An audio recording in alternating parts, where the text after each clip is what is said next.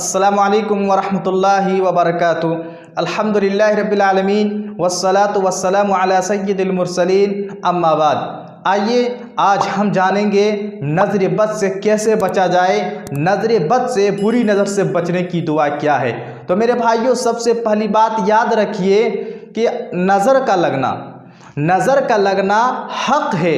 नज़र किसी को भी लग सकती है, चाहे मर्द हो, औरत हो, बच्चे हो, किसी को भी नज़र लग सकती है और किसी की भी नज़र असर कर सकती है। इसलिए कि प्यारे नबी जनाब मोहम्मद रसूलुल्लाह सल्लल्लाहु अलैहि वसल्लम की हदीस है।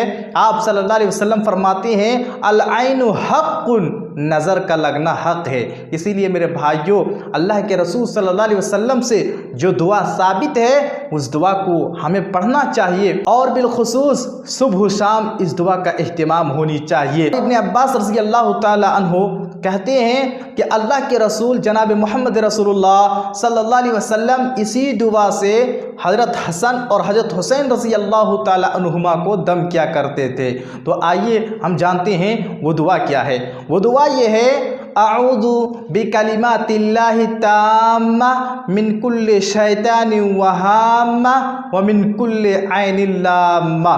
इस दुआ का मतलब ये है कि अल्लाह के कामिल कलिमात के ज़रिए मैं पनाह चाहता हूँ हर शैतान और हर जहरीले जानवर से और हर बुरी नज़र से।